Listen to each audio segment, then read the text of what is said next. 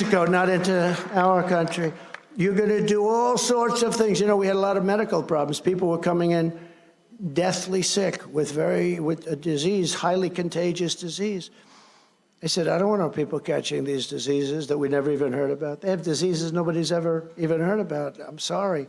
I feel badly for the people, but we don't want to have this contagion in our country. I'm sorry. And we did that. So we had a list of these 10 things, one tougher than the next. And he said, we're not even going to think about this. And the person from the State Department, this really good woman, but she said, sir, you're just going to be wasting your time. And I said, all right. I said, I'll make you a little bet. I'll bet you I get all 10 within minutes. And she thought I was crazy, too. So after he said, no way, I said, way. And then I said, here is what's going to happen. If you don't approve this and if you don't give us those soldiers, and their soldiers are not politically correct. You know, our soldiers, if you say, excuse me, madam, you're not supposed to be entering our country. Ma'am, please don't enter our country. Then they get indicted because they talk to her too rough, you know. We have the greatest soldiers in the world, but they're not allowed to do their job. I proved that with ISIS. Our soldiers knocked the hell out of ISIS once I took over and took it away from our fake television generals. We have great generals, but not the ones like Milley and these guys on television. They're fake. I had generals that were really tough. I had generals that I had to hold back, okay? We have great military, and it's only woke at the top. I don't think it can ever be wokenized at the lower levels, because these are great people, tough people. I really don't believe they could do it. It was only at the top. And remember, when I let them go, 4 weeks. We were told 4 years, and it probably can't be done. I knocked it out in 4 weeks. Our military is great. I said to one of the generals, what's your name? Kane, sir. My name is Kane. He looked better than any movie actor you could get. My name is Kane, sir. I said, all right, Kane, what's your first name? They call me Raisin. I said, what? Raisin, sir. Your name is Raisin Kane? Yes, sir. I love you. You're the man I'm looking for. You're the man I'm looking for. And I said, why is ISIS so tough? He said, they're not tough, sir. They just don't let us do our job. I said, why not? He said, because, and this is after I flew to Iraq. You know, I flew to Iraq in a plane. Some of you know the story. It was all dark. After spending 20 years and $1 trillion, we can't turn the lights on in a plane. I sat with the pilots, the most handsome human beings I've ever seen. It's not my thing, but they're handsome. Not my thing, not even a little bit, but they are handsome. Central casting. Better looking than Tom Cruise and taller. Okay, let's do it. So, I'll deviate on the stories. Now, by the way, when I deviate, they'll say, oh, he went from... No. A really smart person can go through various stories, always come back and conclude everything. Okay. Don't worry, we'll get back to Mexico. But this is almost, right now, this is more exciting. So the plane's off. I said, why are you doing that? Because, sir, we're flying over an area that's very dangerous, where we spent 20 years eradicating. And so I said, I want to go sit with the pilots, because I often do that. And I'm sitting with the pilots, and I get up there, I'm feeling my way up. And the plane was absolutely dark, no lights on the outside, no lights on the inside. It was a little spooky. We're up there 40,000 feet getting ready to start going down, and they're telling us we can't have any lights, no lights in your cabin, sir. And then they pull down the shades anyway. So I'm sort of feeling my way. I get up there, and I see this captain with the crew cut, the whole deal he's got. Yes, sir, it's an honor to be with you, sir. And I said, Captain, I don't see any lights. You know, we're getting close. Is there a problem out there, Captain? No, sir, we'll be landing in less than 30 minutes, sir. I say, all right, and I'm sitting in a seat that's right in the back between these two handsome human beings. And, you know, they always give the best pilots, the Air Force One and Marine One, the helicopters you have, which is good. One thing you know, you got great pilots. These are the best. And so he said, no problem, sir. We'll be landing in a little while. And then 10 minutes go by, 15 minutes. I haven't seen one light. There's nothing. It's like, and I'm getting a little nervous. You know, do you ever see? I'm trying to act cool as a cucumber. And it's, if you know anything about planes, you have the I call it the computer voice. It's the most beautiful voice. If I had that voice, I would have been president 20 years earlier. But the most beautiful voice, so professional. 1,000. That means you're 1,000 feet over the ground. Now, I haven't seen a light. I haven't seen anything. It's just dead. There's not anything. That means we're like really low. We have this massive plane. We're just right off the ground. Then it goes 900, 800, 700, 600. Now, we're 600 feet off the ground. We're flying in. The plane is dark with the exception of a tiny little light that they've got on their dashboard underneath everything and totally concealed. There's not a light anywhere. I've never seen anything. It was like dark. 500. I say to the captain, are we okay, Captain? Everything fine? Yes, sir. No problem. We'll be on the ground in just a few minutes, sir. I say, what ground? So, 400, 300, 200. Captain, are we okay? Yes, sir. We'll be landing momentarily, sir. 100. Now, usually when you're in these planes, I do it a lot, you have lights bursting, big lights. You got a runway, it's lit up like a candle. There's not one light. There's not even a little, what they call a pigeon light. That's a tiny little light. 100. And I want to ask him again, but I want to show some bravery. Because I thought we were going down for the count. And then all of a sudden, and it's genius, there is no light. And then all of us are 100, and then bing, bing, beautiful landing like nothing to it. Sir, it was an honor to be with you today, sir. Thank you, Captain. Does anybody have a towel? I'm saying, does anybody have a towel? I need a towel. So now I'm walking out and getting ready to go down and meet the generals in Iraq to find out why we're not defeating ISIS.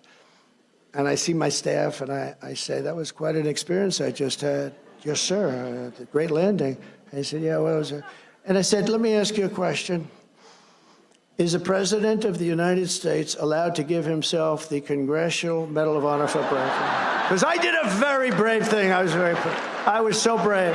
Am I allowed to do it? And they said, sir, it would not be a good thing to do. Now, here's the problem with that story. The fake news media will lead tomorrow. Donald Trump wanted to give himself the Congressional Medal of Honor. It's true.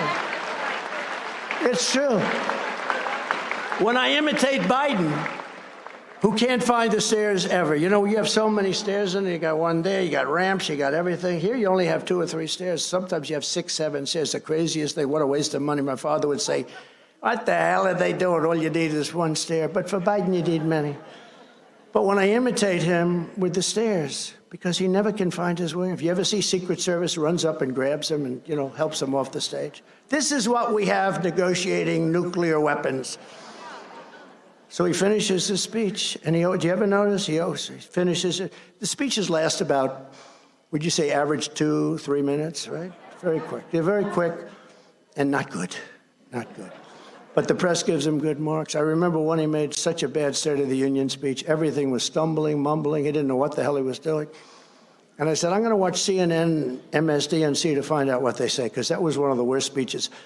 They said, not since FDR has there been a speech so magnificently delivered. I'm telling you, I've never, ever forgotten it. Not since FDR. I said, it's impossible. They're fake. They're terrible. But you know what, when he goes, and he always points, he goes like this, thank you. Where am I? Thank you. And then he goes, and he points. You ever notice? And it's always, he ends up going in the opposite direction ultimately. But he goes, and then, sometimes he trips over them. seen that? And then we don't have it here. But if there's a wall behind him, he ends up walking into the wall. And then one of these incredible guys from Secret Service, all these beautiful guys, they run up stage. Look at these guys, like central casting, right? They'll run up stage, they'll grab them, and they're not meant to smile. You know, they're very hard line. When I tell stories, they're like this. I guess they're trained that way. They never smile. You say, good morning. Well, sure. They actually turn away. It's good. This way you don't have to say good morning all the time, okay? No, they train them this way. But so one of these guys will run up and grab him and take him off the stage. This is what we have as our president. But the worst thing is when I do that, the fake news. I call up my wife, our great first lady. She was a great first. People loved her. You know, people love her. Oh, look at that. Wow. Mercedes, that's pretty good. Yeah, she's good. And she loves our country and she loves the people. It's true. When I give these big rallies, we give rallies, they say, we love our first lady. They have signs, we love her. They always show a high heel, you know. But we love our first lady. But I call up our first lady, I say, so baby, how good was that? She goes, you were okay. She's a very tough critic. I'll go into a group, I'll speak in front of 55, 56, 68,000 people sometimes. I'll call her up, I'll say, how good was I tonight? Was that unbelievable? She goes, well, your hair didn't look good. Oh, that's not good. But it's very hard to get like, you know, once in a while she goes, you were really good tonight, but that's like a major. But I said, in this case, I said, how good was that tonight? She said, you were really good tonight, but what happened? You couldn't find your way off the stage. Because the fake news said Donald Trump couldn't find his way off the stage. I said, wow. Or when I interject a name, like I go, our president, Barack Hussein Obama. Rush Limbaugh, remember? He would always write set. Rush would go, Barack Hussein. You couldn't hear Barack or Obama, but the name Hussein, he'd be screaming. I don't know exactly what he meant by that. I think I do. But he'd go, Barack Hussein. So I'd go, Barack Hussein Obama, our president, has done this, this. Now, I meant that because there are those people that say he's running our country, because Joe is not strong on aptitude. So there are those. We don't know that that's true. But they go out and they say, Donald Trump, headline. Donald Trump doesn't know who the president of our country. He thinks Obama's the president, Lou. Look at the great Lou Dobbs. He thinks Obama is the president. So when I'm sarcastic, because I'm sort of a sarcastic guy, I find humor in sarcasm, but it's very dangerous to do because they take it very seriously. But it's a very serious subject because of what happened. To finish the first story, what happened? Hey, by the way, isn't this better than reading off a frickin' teleprompter? Right? Right? Anybody can do that except for Biden. Anybody can read off a teleprompter except for Biden. He can't do that either. He can't do that either. He asks questions. News conference. Hey, when I'm in a news conference, people with these maniacs, these lunatics are screaming at me. They're just screaming like crazy. And, you know, you take them, and I love it. You know, it's like a mental challenge. It's horrible people. But they're screaming, and you're answering, and you're getting them. And then sometimes I get in trouble because they say, you were too tough, or you were too nasty, too this. The people don't like that. Yeah, I understand that, too. But he asks, like, a question, and it's,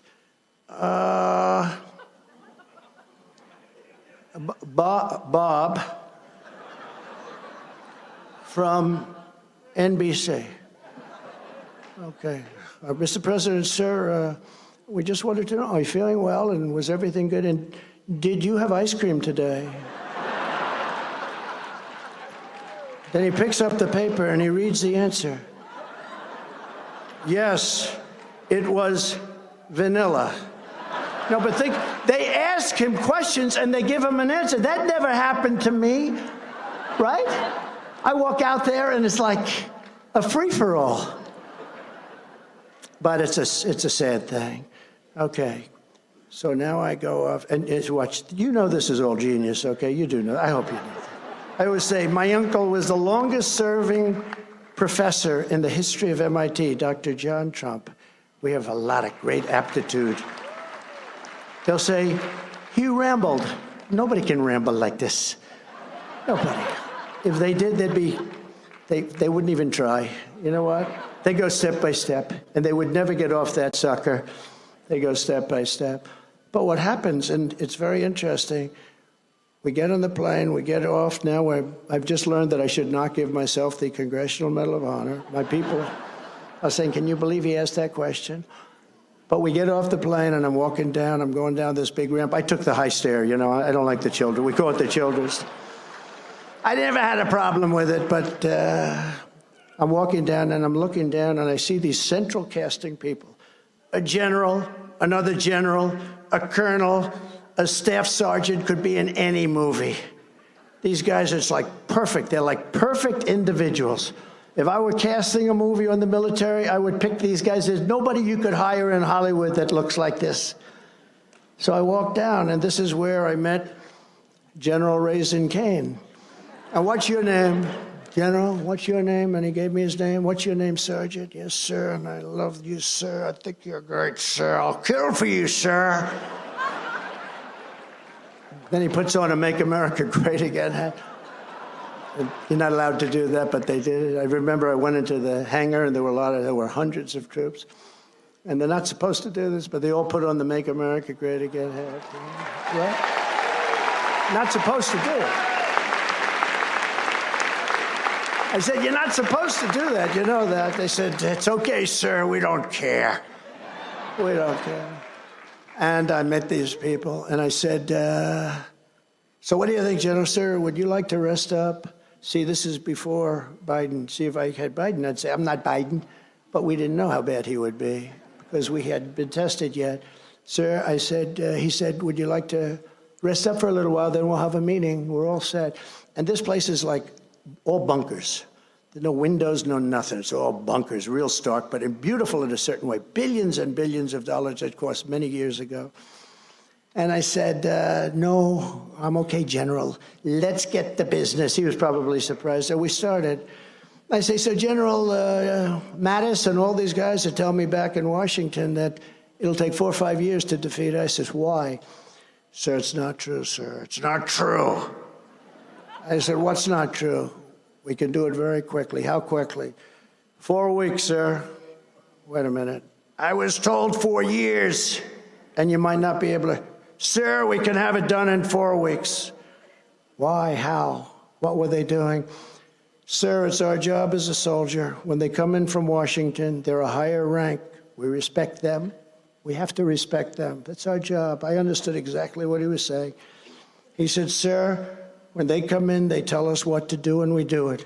I say, don't you question what this? No, sir, we don't question. They came in, they had a plan, and we said we'd do that plan. What was wrong with the plan? We attacked from way far away, sir, and only one place. It happened to be here. We're hundreds of miles away. By the time the planes got there, they practically had to go back and refuel. I said, what would you do, General?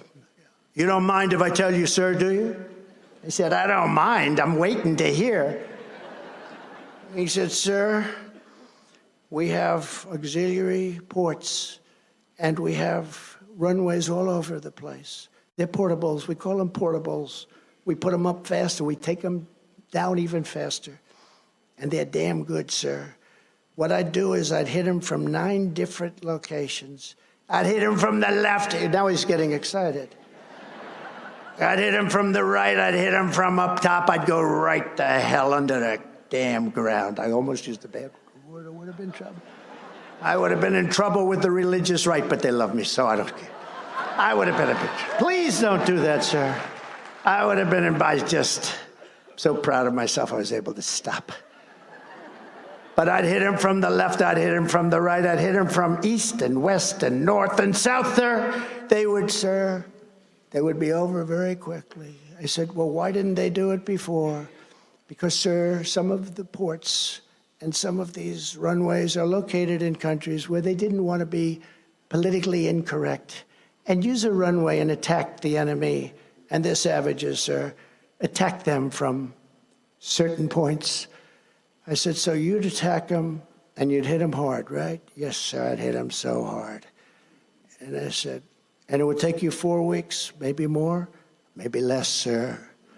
So I said, you gotta be kidding. I said, I'm gonna go back to Washington and I'm gonna think about this because nobody ever told me about this. He says, sir, we'll have time left over. So I go back to Washington and I call and just spoke once more. Are you sure you can do this, sir? We can do it, sir. I'm telling you this, sir, because we have the greatest military in the world. You know, you see these clowns, these stupid people with Afghanistan. You see these stupid people, Matt, from Afghanistan, the withdrawal, the worst, most embarrassing moment in our lives. They take the military out first. I knew Abdul. I said, Abdul, you'll get hit so hard. 18 months, we didn't have one soldier killed in Afghanistan. I was the one that had it ready. It was enough. 21 years, that was enough. It was ridiculous, but I would have never let Bagram go because Bagram is 1 hour away from where China makes their nuclear weapons, and they let it go. They left at the dark of night. They left the dogs behind, and they left the lights on. And you know who occupies it now? China. So I said, so Raisin, how's it going? I said, sir, just about over, sir. We're going to save a little time, sir. I said, all right, good, call me. So he does his thing. I get a call that ISIS is on the run. The next day I get a call that ISIS is really in bad shape. Next day I get a call that they're surrounded. Next day I speak to somebody and I say, is it really going that well? Sir, it's a miracle. It's not a miracle. It's our military. It's our great military with people that know what the hell they're doing.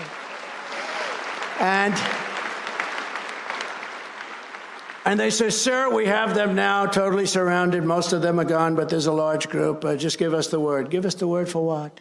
Don't forget, I had never done this stuff before, you know.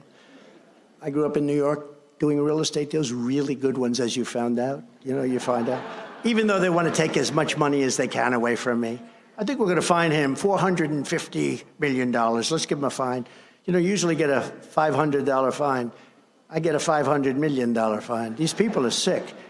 It's all part of weaponization, and it can't be allowed to happen. But I said, what are you talking about? We have, sir, a large group, and we're ready to extinguish them. We're ready to send them to hell. I said, we're talking about human beings, you know, naively. He's laughing. We're talking about human beings. No, they're not human. Sir, these are animals. These aren't human beings. These are animals.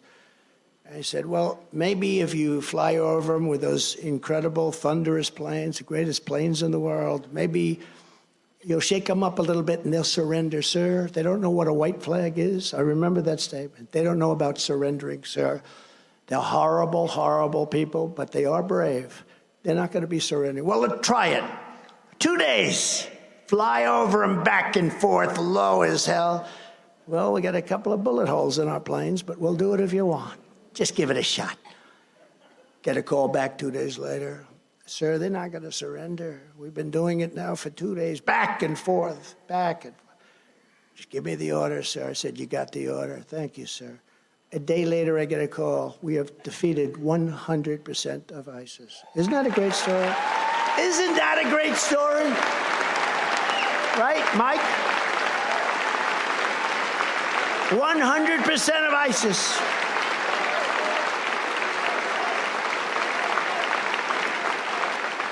"100% of ISIS is gone." So, you know, doing stories like that, probably, Matt, probably I won't get the best speaker this year because I went off this stupid teleprompter, but maybe we will. So it was an amazing thing, and I learned so much. I tell that story sometimes rarely because it's, you know, it's a rough story. But I tell it because you have to know what a great military we have if you let them do their jobs. And I equate it with our police and law enforcement people. We have the greatest law enforcement people in the world, but they're not allowed to do their job. It's the same exact thing. Chicago could be solved in one day. New York could be solved in a half a day. The New York police, I grew up with them. They're the greatest people. Now, a lot of them have left, and they've gone down to other states, and they've retired. But you have great people. And they can do their job if they're allowed to do their job. But they don't want to lose their pension. They don't want to lose everything. When you see these department stores where 300, 400, usually kids walk in there with the masks on and rob the store, destroy the store, millions of dollars, then the store closes, the whole thing starts to collapse, the city. I could solve that problem in one day, in 1 hour, in 1 minute. When the word got out that we took a very tough action, when kids walk out with television sets, like brand new, beautiful $2,000 television sets, and they're walking out, and the police are told, stand down, don't do anything. If the police would be allowed to do their job, and they would do it really strongly, it would end. That whole phenomena would end immediately. It would never happen again. You don't even have to do it in every city. All you have to do is do it in one. That's why I'm giving immunity to police, so that they stop crime, because they don't want to get sued. They don't want to lose their wife, their family, their pension, their house. It would stop immediately. So when I equate the military story and I talk about what they did and how we defeated ISIS, it's the same exact thing for the police. We have the greatest police. They could stop it in Los Angeles. They could stop it in New York. They could stop it in Chicago. They could stop it everywhere. But they're not allowed to do their job. And if they do their job, they lose everything. They lose their pensions, their house. They lose their family. And we're not going to let that happen anymore, because our city's all run by Democrats, radical left Democrats for the most part, but Democrats. It's a cesspool. It's a cesspool. Okay, now we go back to one little final story that I have to finish. So as you remember, the president of Mexico sent a representative.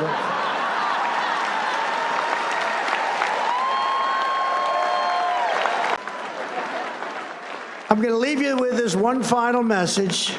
We're going to win the election. We're going to win it big. We're going to win it bigger than ever before. We're going to do things that nobody believed. It's going to be more important even than 2016. We are going to make America great again. Thank you. Thank you very much, everybody.